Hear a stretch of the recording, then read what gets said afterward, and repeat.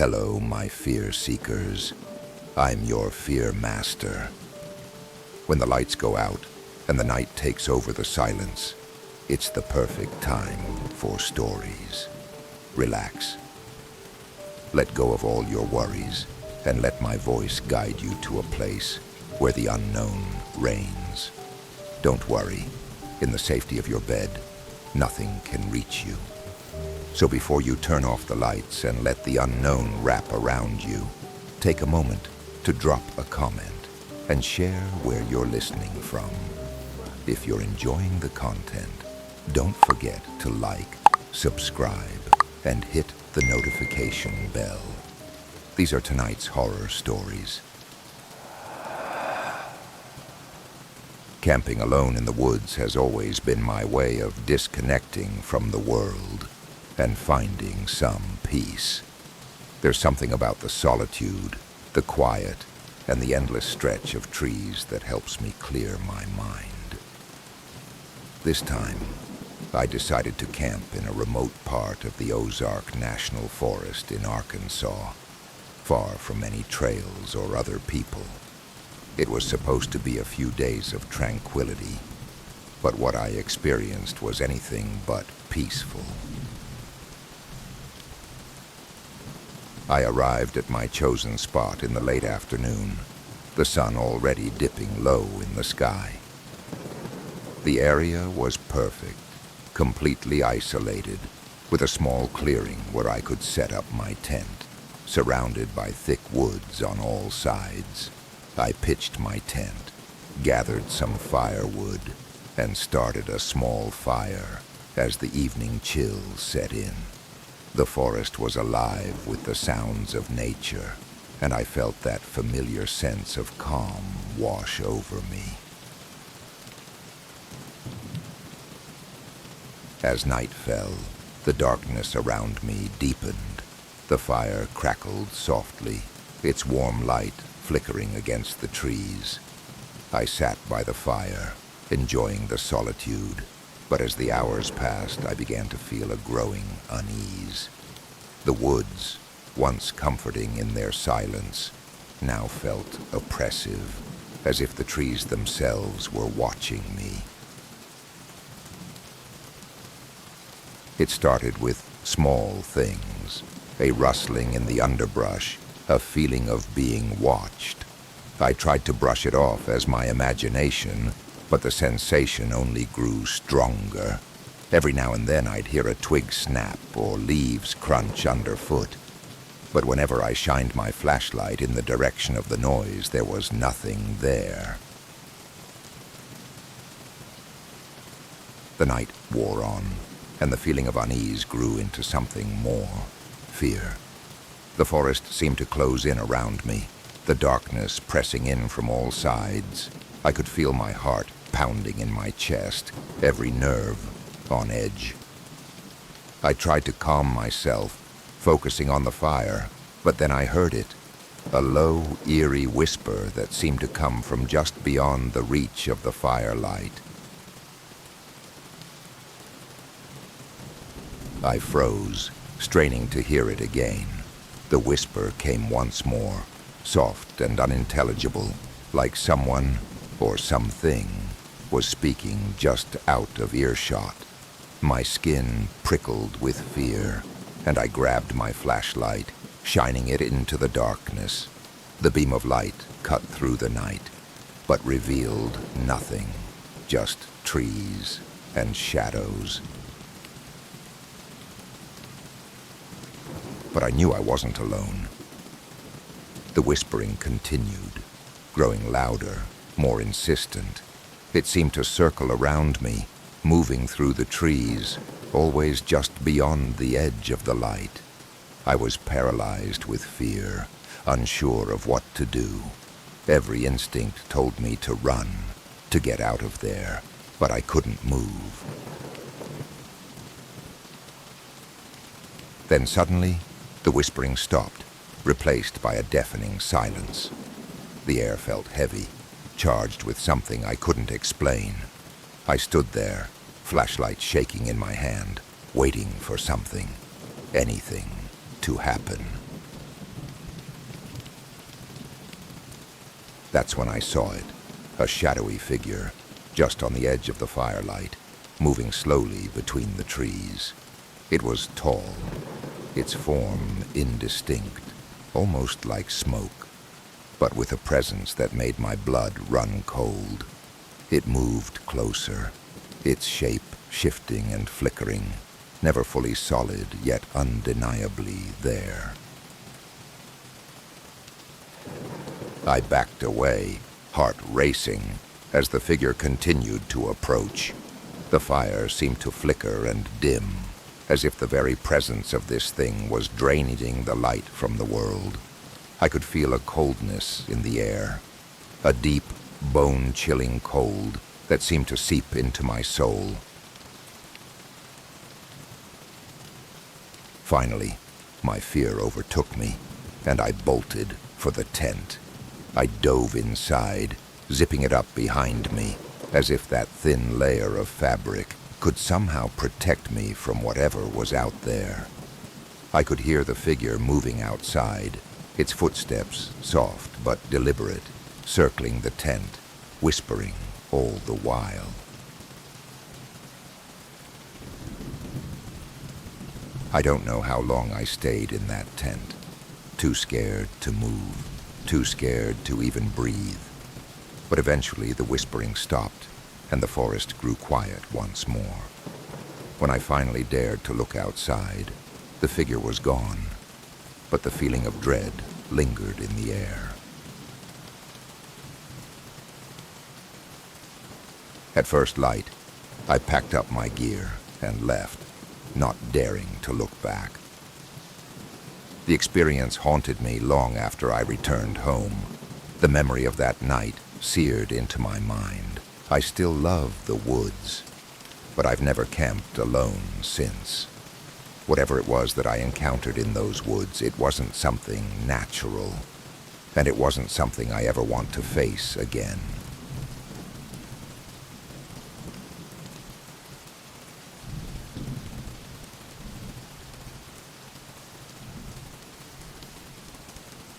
Growing up, I always loved going on camping trips. There was something about the crackling campfire, the sound of crickets, and the smell of pine trees that made me feel alive. So when our school organized a weekend camping trip to the woods in northern Michigan, I was beyond excited. Little did I know that this trip would turn into one of the most terrifying experiences of my life. Our group was made up of about 20 students and 2 teachers. We arrived at the campsite in the late afternoon, the sun just beginning to dip behind the tall trees that surrounded us. The campsite was perfect, nestled deep in the woods, far from any roads or signs of civilization. It was just us and nature, or so we thought.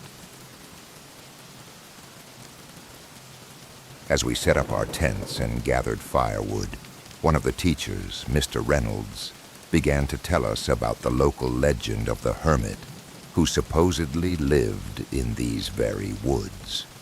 According to the story, the hermit was a man who had lost his family in a tragic accident many years ago. Heartbroken and unable to cope with his loss, he retreated into the woods, where he had been living alone ever since. The locals claimed that he was dangerous, that anyone who ventured too close to his cabin in the woods never returned. At first we all laughed it off, thinking it was just a spooky story to get us in the mood for camping. But as the night wore on and the darkness settled around us, the mood began to shift. The wind rustled through the trees, and the shadows seemed to dance around the campfire. The more Mr. Reynolds talked about the hermit, the more uneasy we all became. After dinner, a few of us decided to go for a short hike before bed. Armed with flashlights and a sense of adventure, we headed down a narrow trail that led deeper into the woods. The further we went, the quieter it became, until the only sounds were our footsteps, crunching on the fallen leaves and the occasional hoot of an owl.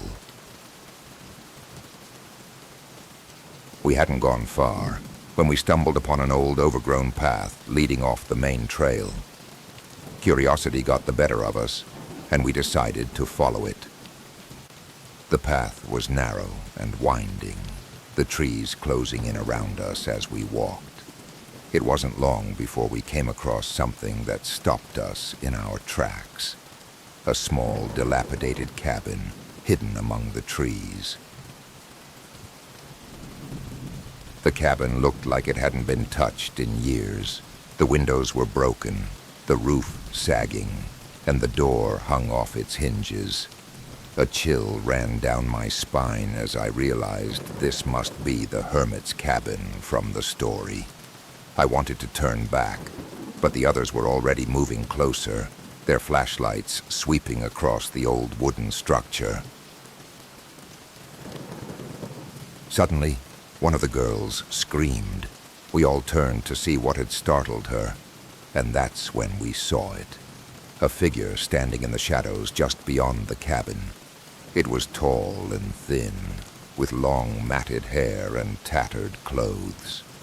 The figure didn't move, just stood there watching us with eyes that seemed to glow in the darkness. Panic set in. We didn't wait to see what would happen next. We turned and ran as fast as we could back down the trail, the figure still standing motionless in the shadows.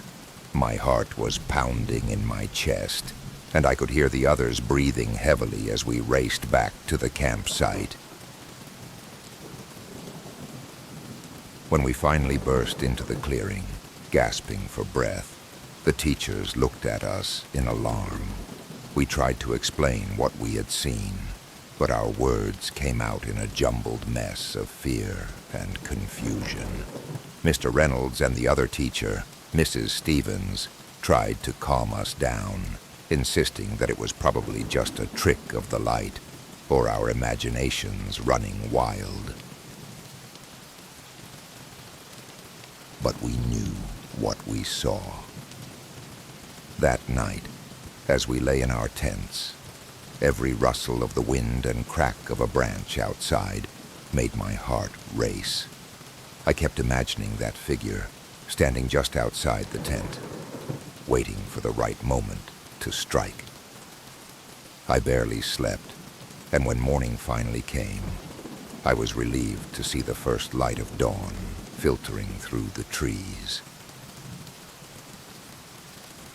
We packed up quickly that morning, none of us eager to stay any longer than we had to. As we hiked back to the bus, I couldn't help but glance over my shoulder, half expecting to see the hermit watching us from the woods. But the trees were still, and the only sound was the crunch of our boots on the trail. To this day, I'm not sure what we saw that night. Maybe it was the hermit, or maybe it was just our imaginations playing tricks on us. But one thing is for sure. I've never been so scared in my life.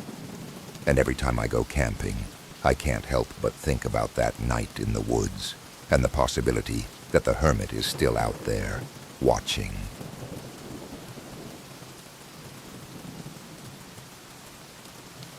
Camping in the remote wilderness has always been a favorite pastime of mine. The idea of disconnecting from the modern world, surrounded only by nature, is incredibly appealing. So when a group of friends suggested a camping trip deep in the forests of Northern California, I was eager to join. We were looking forward to a few days of adventure, away from the hustle and bustle of everyday life. We chose a spot miles away from the nearest town, nestled in the thick woods where we knew we wouldn't be disturbed. The first day was perfect. Clear skies, crisp air, and the sounds of the forest all around us. We set up our tents, gathered firewood, and spent the evening around the campfire, telling stories and enjoying the serenity of the wilderness. The next day, while exploring the area, we stumbled upon something unexpected, an old, dilapidated cabin hidden among the trees. It looked like it had been abandoned for years, the wood rotting and the roof caved in. But there was something about it that drew us in, a strange sense of curiosity mixed with unease. Against our better judgment, we decided to take a closer look. The door was slightly ajar, creaking as we pushed it open. Inside, the cabin was dark and musty, with broken furniture scattered around and a thick layer of dust covering everything. It was clear that no one had lived there for a very long time. As we explored the cabin, we found strange symbols carved into the walls, symbols that none of us recognized. They were crude, almost primitive, and gave the place an eerie, unsettling vibe. One of my friends, always the curious type, suggested that the cabin might have belonged to an old hermit who lived in the woods, a man who might have dabbled in dark rituals or something equally disturbing. We laughed it off at the time, but deep down, we all felt a growing sense of dread. There was something off about that place, something that didn't want us there. We left the cabin, trying to shake off the unease, and returned to our campsite. That night, as we sat around the fire, the atmosphere felt different. The forest, which had seemed so welcoming before, now felt oppressive, as if the trees themselves were closing in on us. The sounds of the night, crickets, owls, the rustling of leaves, seemed louder, more menacing, and then the strange events began.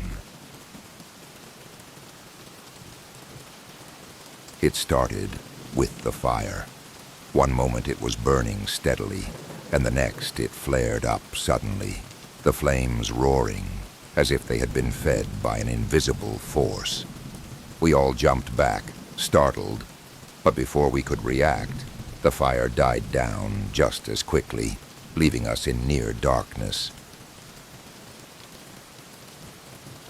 Then we heard it, a low, guttural growl coming from the trees. It was unlike anything we had ever heard before, a sound that sent chills down our spines. We shone our flashlights into the darkness, but there was nothing there, only the oppressive silence and the feeling that we were being watched. One by one, strange things began to happen. Our tents, which had been securely fastened, suddenly collapsed as if an unseen force had pushed them down. The temperature dropped sharply, and a thick fog rolled in, enveloping our campsite in a dense, impenetrable mist.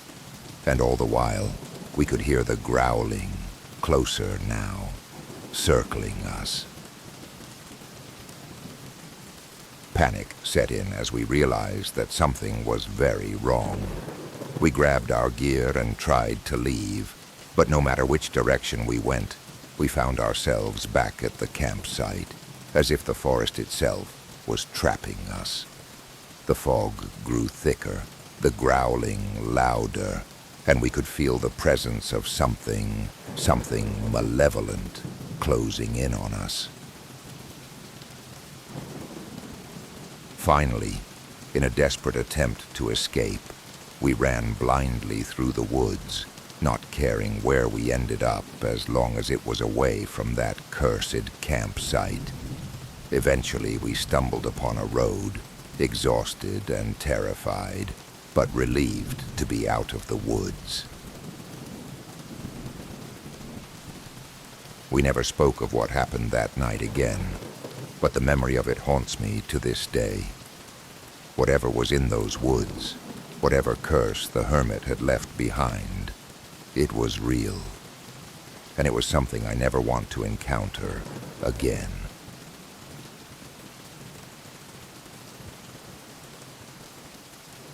Camping by a remote lake sounded like the perfect way to unwind and disconnect from the stresses of everyday life. My friends and I had found a secluded spot deep in the Adirondack Mountains of New York, far from any other campers or signs of civilization. It was just us, the trees, the lake, and the open sky, a true escape from reality. Little did we know that our peaceful retreat would turn into a night of sheer terror. We arrived at the lake in the early afternoon, the sun shimmering on the water as we set up our tents along the shore. The lake was calm, its surface smooth as glass, reflecting the towering pines that surrounded it. There was something almost magical about the place, a sense of untouched wilderness that made us feel like we were the first people to ever set foot there. As evening fell, we built a fire and gathered around it, sharing stories and laughing under the stars. The night was still, with only the occasional rustle of leaves and the gentle lapping of water against the shore, breaking the silence. It felt like we had the whole world to ourselves. But as the night deepened, the atmosphere began to change. The air grew colder, and a thick fog started to roll in from the lake, obscuring the opposite shore. The once serene and inviting lake now seemed dark and foreboding, its surface hidden beneath a veil of mist. We didn't think much of it at first, but then we heard it, a deep, low rumble, almost like a growl, coming from the direction of the lake. We all went silent, straining to hear it again. The sound came once more, louder this time, echoing across the water. It was unlike anything we had ever heard before, a sound that seemed to vibrate through the very ground beneath us. Nervous glances were exchanged around the fire, but we tried to laugh it off, convincing ourselves it was just the wind, or maybe some distant thunder. But deep down, we all knew it was something else, something that didn't belong in the natural world. Suddenly, the calm surface of the lake erupted in a violent splash, sending waves crashing against the shore. We all jumped to our feet, hearts racing as we stared at the dark water, trying to make sense of what we had just seen. Something large was moving out there, just beneath the surface, causing the water to churn and bubble. One of my friends grabbed a flashlight and aimed it at the lake, but the beam was swallowed up by the thick fog. We could only catch glimpses of movement, massive ripples spreading across the water, as if something enormous was swimming just out of sight. Panic began to set in. We backed away from the shore, huddling closer to the fire, as the sounds of splashing grew louder, more frantic. Whatever was in the lake, it was getting closer, and the sense of dread that hung in the air was almost suffocating. The night dragged on, each minute feeling like an eternity. We could hear the creature circling the lake, its movements causing the water to surge and crash against the rocks. Every so often, there would be another massive splash, followed by a deep, guttural sound that sent chills down our spines. None of us dared to speak, too terrified to do anything but listen and wait. Finally, as the first light of dawn began to break through the fog, the noises stopped. The lake returned to its eerie stillness, as if nothing had happened. But the memory of that night was etched into our minds, a reminder of the unknown terror that lurked just beneath the surface. We didn't waste any time packing up our gear. As soon as the sun was high enough, we left that place behind, not looking back until we were miles away. To this day, none of us can explain what we encountered on that lake. We've heard stories of lake monsters and ancient creatures that dwell in the depths, but we never thought we'd come face to face with one. All I know is that whatever it wasn't something that should exist in our world. We were lucky to make it out with just a story to tell, and I have no intention of ever going back to that lake again.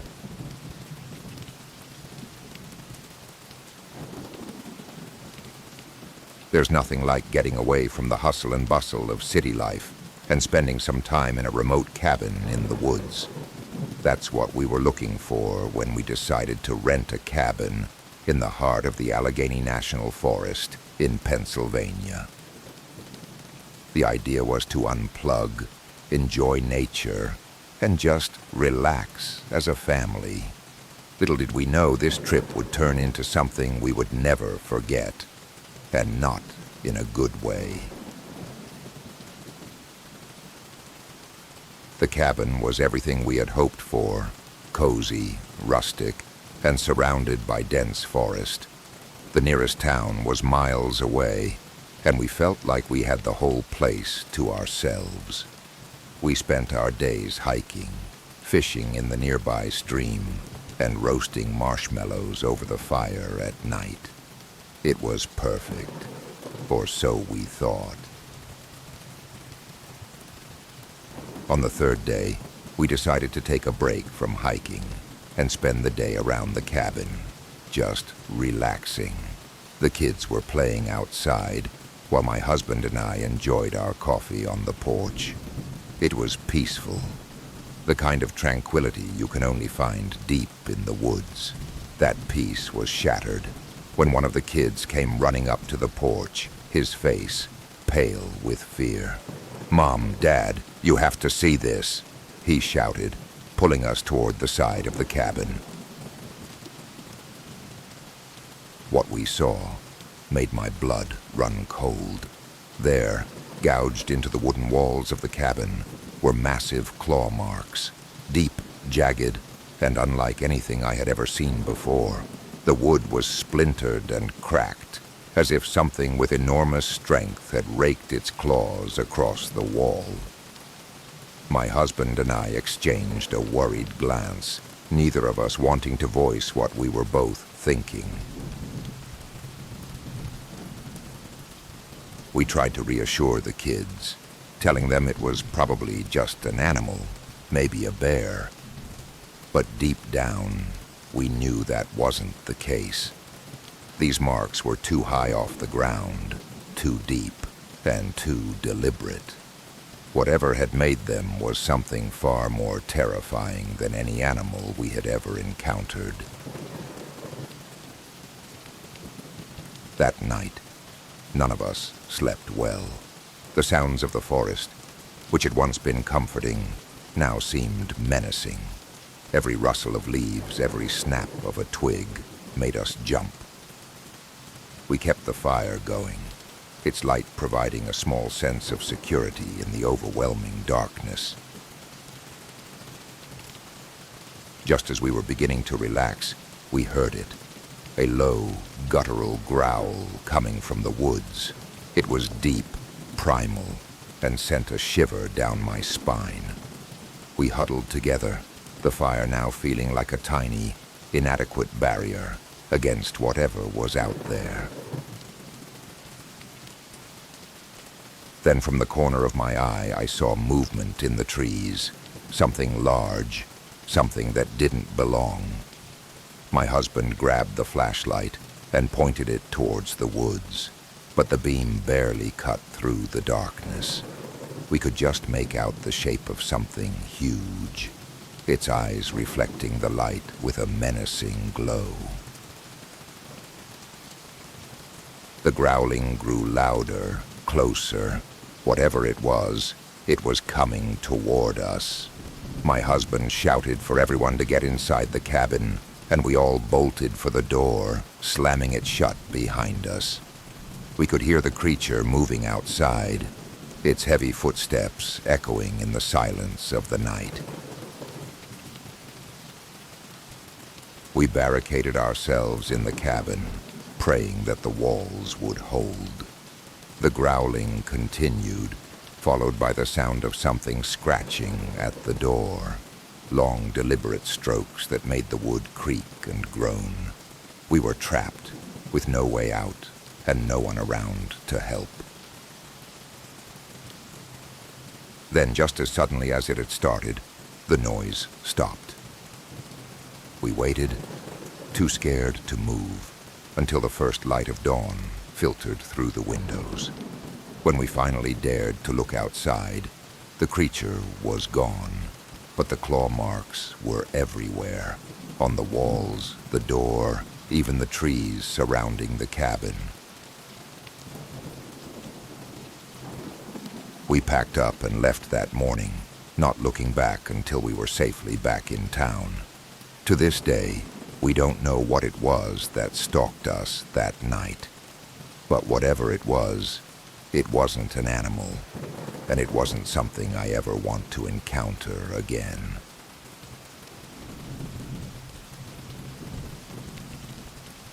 I've always enjoyed taking walks at night. There's something about the stillness, the cool air, and the quiet streets that puts my mind at ease. It was during one of these late-night walks that I had an encounter that would forever change the way I felt about being alone in the dark. It was a typical evening in late summer, the kind where the air is just beginning to cool down after a hot day. I had finished dinner and decided to go for a stroll around my neighborhood in a small town in upstate New York. The streets were empty, with only the occasional car passing by, and the sky was clear, the stars twinkling above. I had walked this route many times before. It took me down a few residential streets, past a small park, and along a wooded trail that cut through a nearby forested area. It was a peaceful walk, one that I often took to clear my head before bed. That night, as I made my way along the trail, I noticed something unusual. The air felt heavier, almost thick, and there was a strange smell in the air, something musty and damp, like rotting leaves or wet earth. I slowed my pace, trying to figure out where the smell was coming from. That's when I saw it. A dark, amorphous shape moving slowly across the path ahead of me. At first I thought it was just a trick of the light, maybe a shadow cast by the trees. But as I got closer, I realized that it was something much more tangible. The shape was large, almost the size of a car, and it seemed to pulse and shift as it moved. It didn't have a distinct form, more like a blob of thick, gelatinous substance, and it made a faint, sloshing sound as it crept along the ground. I stopped in my tracks, my heart pounding in my chest. I had never seen anything like it before. The creature, or whatever it was, moved with a slow, deliberate motion, almost as if it was aware of my presence but completely unconcerned. As I watched, it began to change shape, elongating and then contracting, almost like it was trying to figure out what form to take next.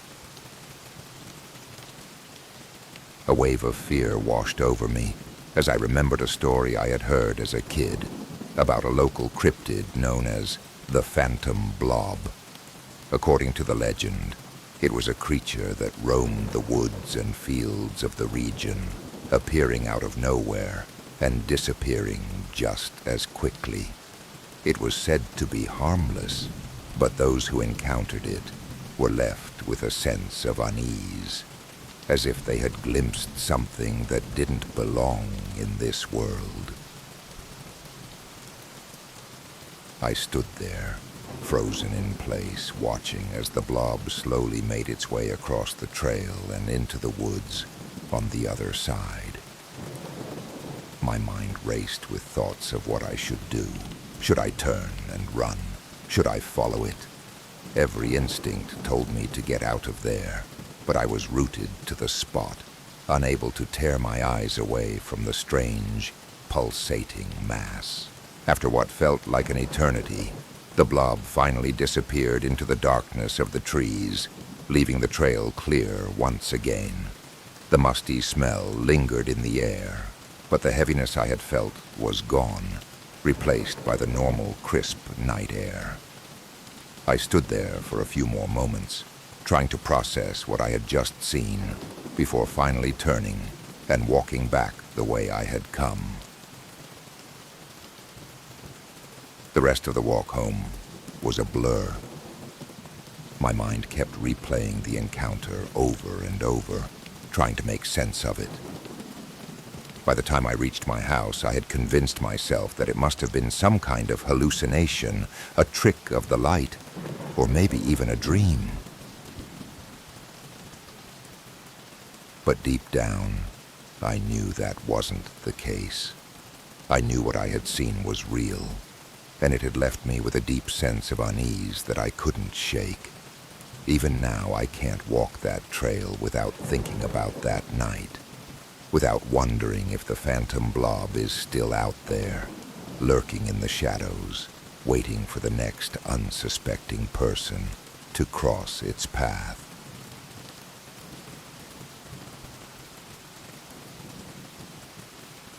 Camping has always been one of my favorite ways to unwind and connect with nature. So when a group of friends suggested a weekend trip to the remote forests of the Great Smoky Mountains in Tennessee, I was all in. We were looking forward to a few days of hiking, storytelling, and enjoying the beauty of the wilderness. We arrived at our campsite late in the afternoon, the sun already beginning to dip below the horizon.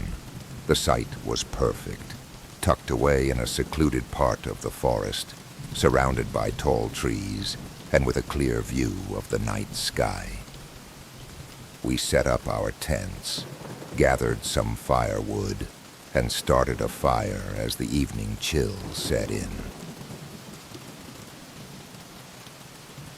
As night fell, we settled around the campfire, sharing stories and laughing under the stars. The fire crackled warmly, and the forest around us was alive with the sounds of nocturnal creatures. It was one of those nights where everything felt just right. But then, as we were talking, one of my friends suddenly went quiet, staring off into the trees. "Do you guys see that?" he asked, pointing towards the darkness. We all turned to look, and that's when we saw it. A faint, flickering light in the distance, like the glow of another campfire. It was strange. We were miles from the nearest trail, and we hadn't seen any other campers on our way in. Curious and a little uneasy, we decided to check it out. We grabbed our flashlights and cautiously made our way through the trees, the glow growing brighter as we got closer. When we finally reached the source of the light, we stopped in our tracks. There, in a small clearing, was a campfire, burning brightly. But there was no one around. No tents, no people, just the fire, crackling away as if it had been burning for hours. A chill ran down my spine. Something about the fire didn't feel right. The flames were too steady, too bright, and the air around it was eerily still. We called out, asking if anyone was there, but there was no response, just the sound of the fire and the wind in the trees. One of my friends, always the skeptic, approached the fire, reaching out a hand as if to warm himself.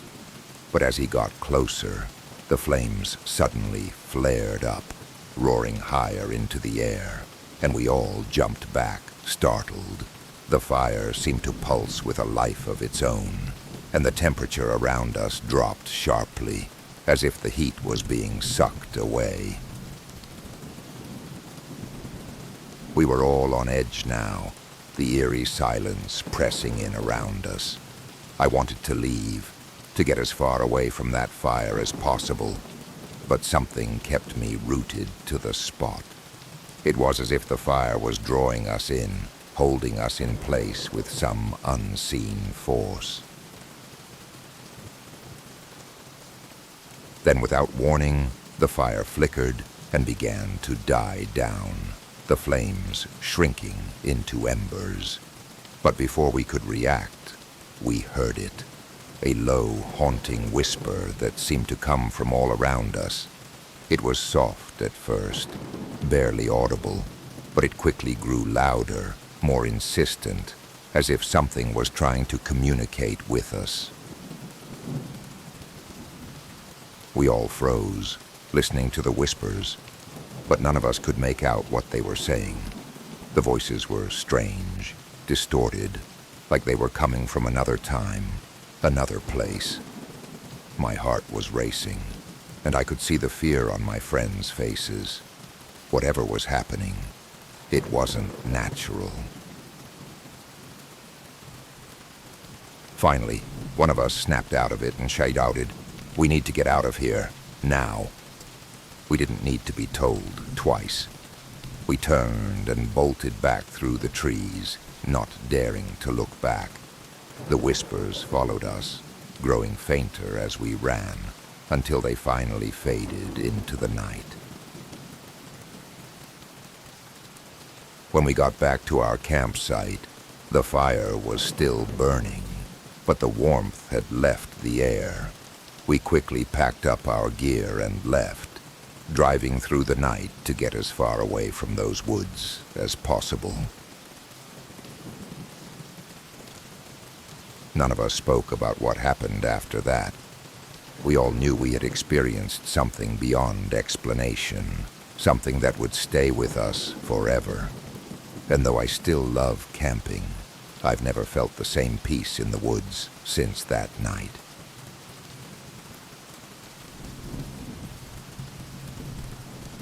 Hiking in the mountains has always been one of my favorite ways to escape the stresses of life. There's something about being surrounded by nature, with nothing but the sound of your footsteps and the wind in the trees, that's incredibly calming. So when my friends suggested a weekend hiking trip in the Appalachian Mountains, I jumped at the chance. We picked a remote trail, far from the usual tourist spots, hoping to find some peace and quiet away from the crowds. The trail was challenging, winding through dense forests and along steep ridges, but the views were worth every step. We spent the first day enjoying the hike, laughing and taking in the beauty of the mountains. As the sun began to set, we found a small clearing where we could set up camp for the night. The sky was painted with the hues of orange and pink, and the air was cool and crisp. We built a fire, cooked dinner, and settled in for the evening, the sounds of the forest our only company. But as darkness fell, the atmosphere began to change. The once welcoming forest now felt ominous, the trees casting long, twisted shadows in the firelight. We were all seasoned hikers, but there was something about that night that put us on edge. though none of us wanted to admit it. We were sitting around the fire, talking quietly, when we heard it, a blood-curdling scream that echoed through the mountains.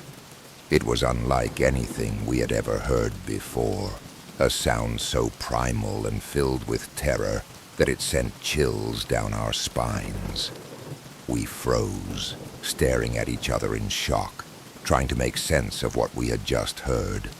What the hell was that? One of my friends whispered, his voice trembling. None of us had an answer. The scream came again, louder this time, closer. It was a guttural, piercing sound that seemed to come from deep within the forest, shaking the very ground beneath us. It was as if the mountains themselves were alive, and whatever was out there was not happy we were intruding. Panic set in as we scrambled to our feet, grabbing our flashlights and scanning the darkness around us. The fire suddenly seemed too small, its light too weak to keep whatever was out there at bay. The screams continued, each one more terrifying than the last, as if the creature was getting closer, hunting us. We couldn't see anything beyond the circle of light from the fire, but we could hear the creature moving through the trees, its footsteps heavy and deliberate. The air was thick with fear, and we knew we had to get out of there before it found us. "Pack up now," I shouted, my voice barely steady. We moved as quickly as we could, dousing the fire and shoving our gear into our backpacks. The screams were relentless, echoing through the mountains and making it impossible to think straight.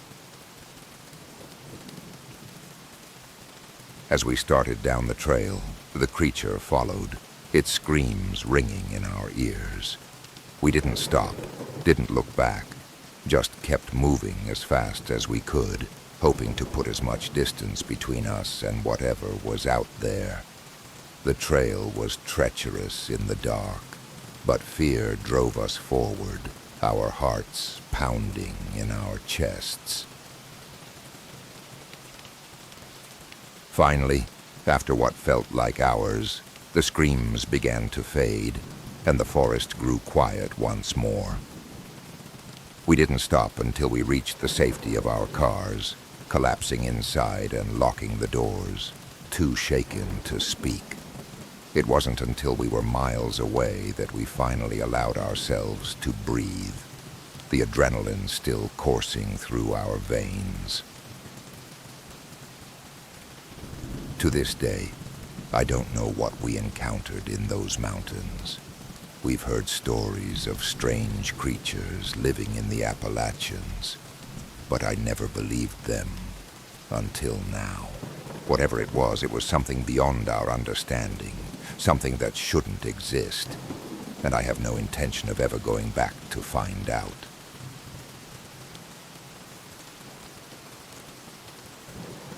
I've been a trucker for over 20 years, and in that time, I've seen just about everything you can imagine on the road.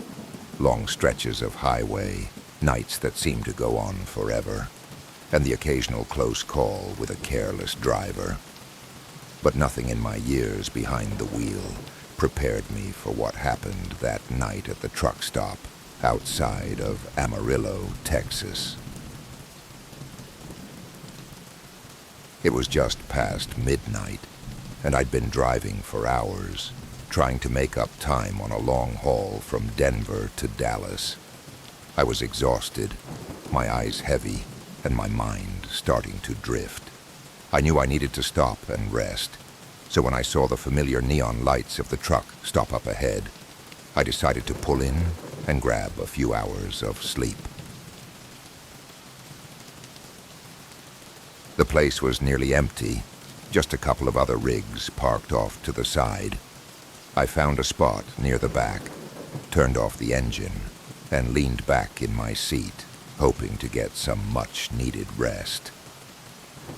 The night was quiet, the kind of stillness that settles over the open road in the early hours of the morning.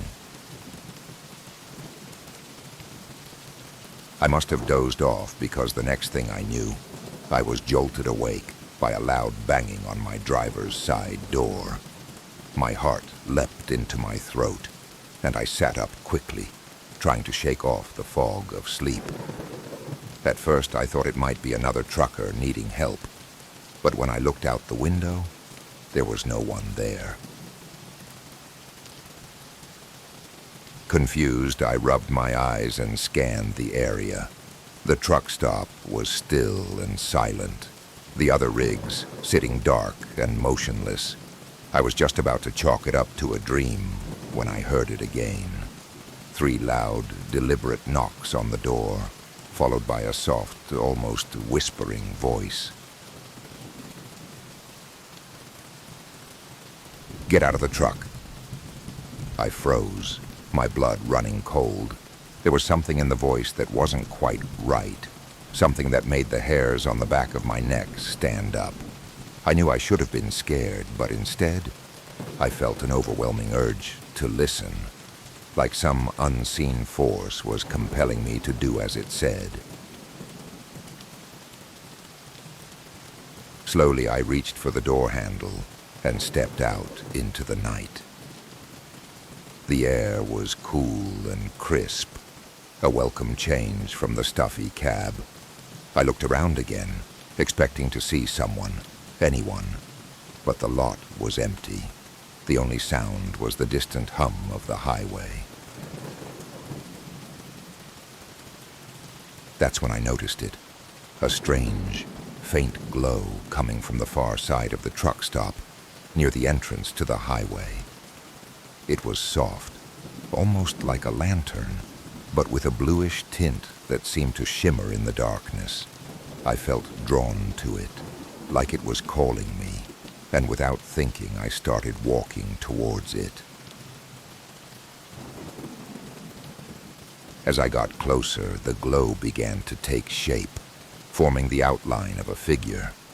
It was a man, dressed in old-fashioned clothes, the kind you'd expect to see in a black and white movie. He stood by the side of the road, looking directly at me, his face calm but serious. "You need to move your truck," he said, his voice gentle but firm. "There's danger coming." I blinked, trying to process what I was seeing, but before I could respond, the figure began to fade, the glow slowly dimming until it disappeared completely. I stood there for a moment, stunned, before the urgency of his words hit me. Without wasting another second, I ran back to my truck and fired up the engine. I pulled out of the spot, just as a loud screeching sound filled the air. I looked in my rearview mirror and saw it, a massive 18-wheeler barreling down the exit ramp at full speed, the driver clearly out of control. It crashed into the exact spot where I had been parked just moments before, the impact shaking the ground and sending debris flying. My heart pounded as I watched the scene unfold. If I hadn't moved when I did, I would have been crushed. I sat there in shock, trying to make sense of what had just happened. The figure, the warning. It all felt like something out of a dream, but the wreckage in my rearview mirror was all too real.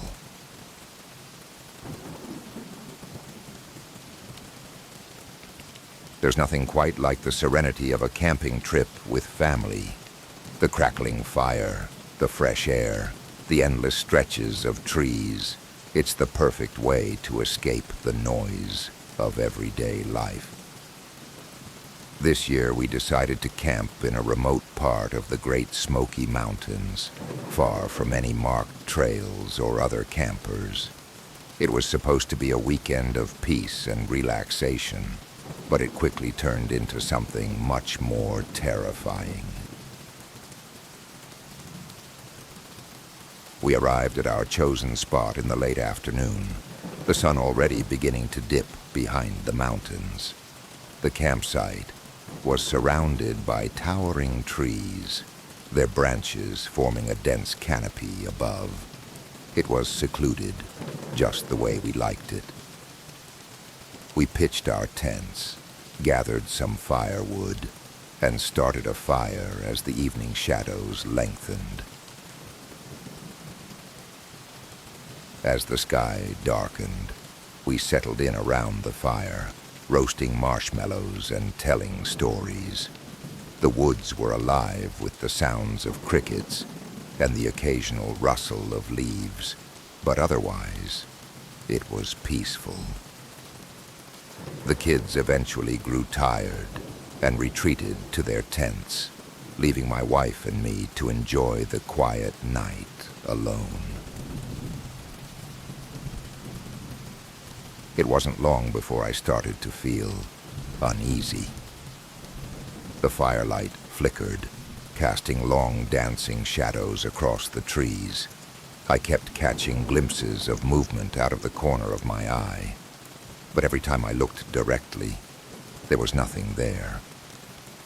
I tried to brush it off as my imagination playing tricks on me, but the feeling of being watched was growing stronger by the minute. Then I heard it, a faint rustling in the branches above, followed by a soft, almost imperceptible sound, like something moving from tree to tree. I strained my ears, trying to pinpoint the source, but the noise seemed to be all around us, just beyond the reach of the firelight.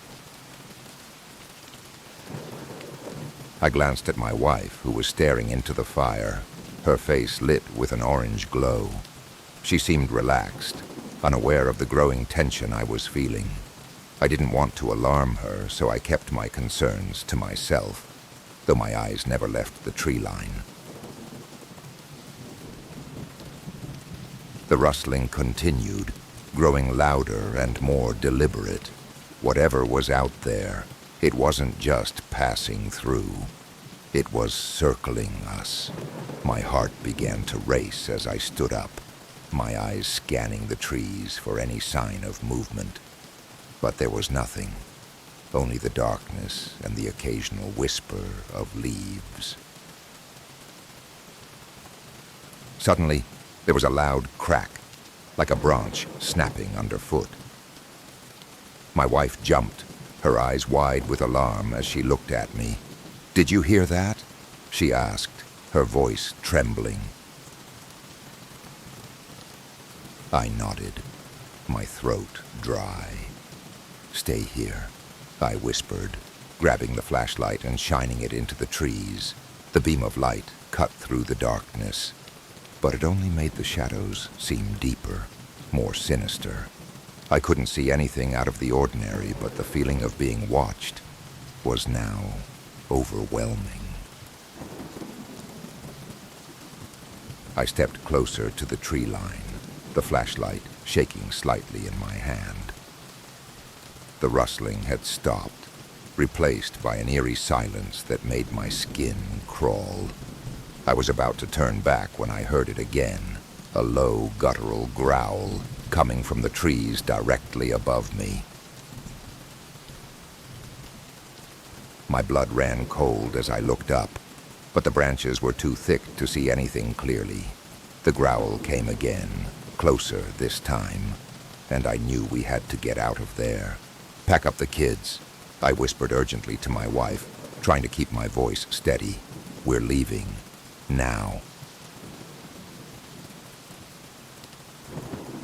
She didn't hesitate. Within minutes, we had the tents down and our gear packed. The entire time, the growling continued, moving from tree to tree, following us as we made our way back to the car. I kept the flashlight trained on the trees, half expecting to see something leap out at us, but nothing did.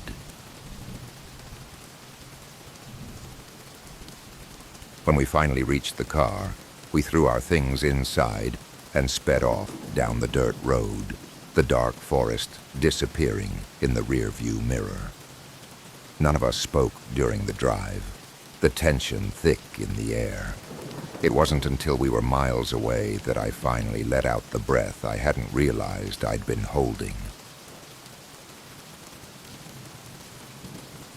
To this day, I don't know what was stalking us in those trees.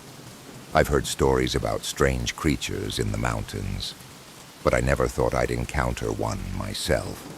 All I know is that something was out there, watching us, following us, and I'm grateful we got away when we did.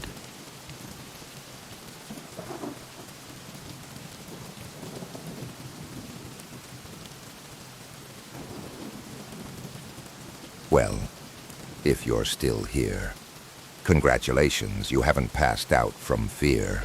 Make sure to subscribe and hit that notification bell because the stories are only going to get creepier. Don't miss our next eerie episode. This is your Fear Master, signing out.